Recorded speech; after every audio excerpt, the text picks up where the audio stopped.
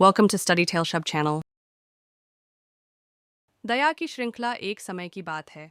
Willowbrook नाम के एक छोटे से गांव में सैम नाम का एक खुशमिजाज और दयालु स्वभाव का लड़का रहता था। उसकी पहचान उसकी चमकती मुस्कान और हर किसी की मदद करने की आदत से थी।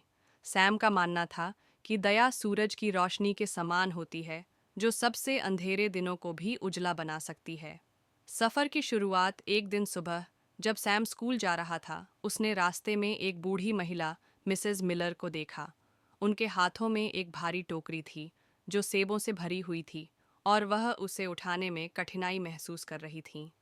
सैम ने बिना किसी देरी के उनके पास जाकर कहा, आपकी टोकरी बहुत भारी लग रही है, क्या मैं आपकी मदद कर सकता हूँ? मिसेस मिलर ने उसकी बात सुनकर राहत महसूस की और मुस्कुराते हुए टोकरी उसे दे दी।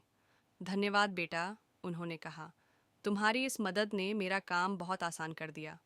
सैम ने खुशी खुशी टोकरी उठाई और उनके घर तक पहुंचाने में मदद की। जब सैम स्कूल के लिए फिर से अपने रास्ते पर चल पड़ा, तो उसके मन में एक अजीब सी खुशी थी। उसने महसूस किया कि किसी की मदद करना वास्तव में दिल को सुकून और खुशी देता है।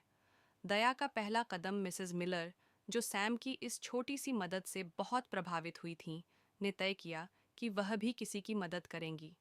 उसी दोपहर उन्होंने अपने बगीचे से ताज़े सेब लिए और एक स्वादिष्ट सेब का पाई बनाया। फिर वह अपने पड़ोसी मिस्टर जेनकिंस के घर गईं, जो अपनी पत्नी के निधन के बाद से बहुत अकेलापन महसूस कर रहे थे। जब मिस्टर जेनकिंस ने सेब का पाई देखा, तो उनकी आंखों में चमक आ गई।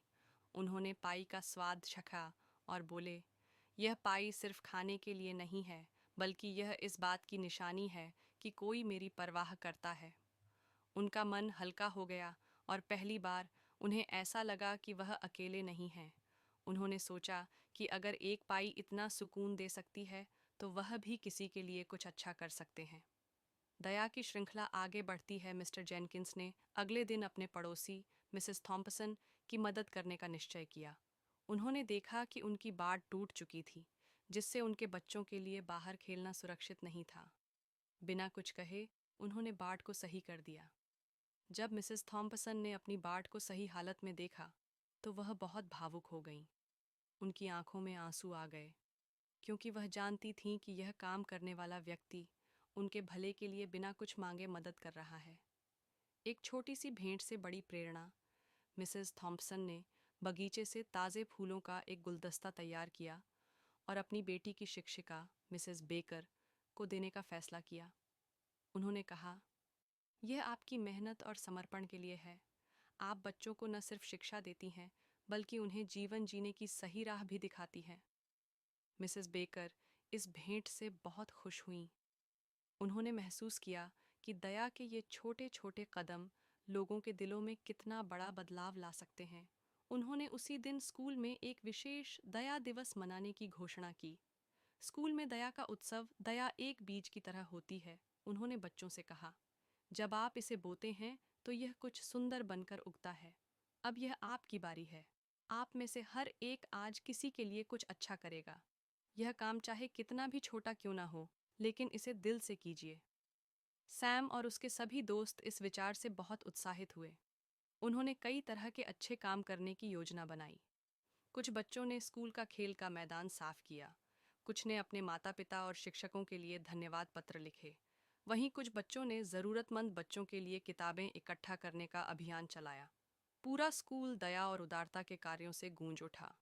दया का जादू। दिन के अंत में बच्चों ने एक अनोखी बात महसूस की, दया का जादू। उन्होंने देखा कि हर एक अच्छे काम ने किसी और को भी कुछ अच्छा करने के लिए प्रेरित किया। यह एक श्रृंखला बन गई थी, जहां एक दया का कार्य दूसरे को जन्म देता था। सैम बहुत खुश था। वह गर्व से मुस्कुरा रहा था, क्योंकि उसने देखा कि उसकी एक छोटी सी मदद ने पूरे गांव में दया की एक लहर फैला दी थी। विलोब्रुक गांव में अब खुशहाली का माहौल था। हर कोई दूसरों की मदद करने और खुशियां फैलाने में जुटा हुआ था। सामाजिक परिवर्तन की शुरुआत उस दिन से सैम ने यह ठान लिया कि वह रोज़ाना किसी न किसी के लिए एक अच्छा काम ज़रूर करेगा। कभी किसी का सामान उठाने में मदद करता, कभी किसी को रास्ता दिखाता, तो कभी सिर्फ एक मुस्कान के साथ किसी का दिन बेहतर बना देता। वह समझ चुका था कि एक छोटा सा अच्छा काम भी दुनिया में बड़ा बदलाव ला सकता है। कहानी की सीख। दया, चाहे कितनी भी छोटी क्यों न हो, में सकारात्मक बदलाव लाने की शक्ति होती है। एक अच्छा काम दूसरों को भी दया करने के लिए प्रेरित करता है। यह एक ऐसी श्रृंखला बन जाती है जो समाज को जोड़ती है और खुशियां फैलाती है। इसलिए आप भी वह चिंगारी बनिए जो दया की इस लौ को जलाए और दुनिया को एक बेहतर जगह बनाए। Thanks for watching. Please like, share, and subscribe for more motivating updates. Let's learn and grow together on Study Tales Hub.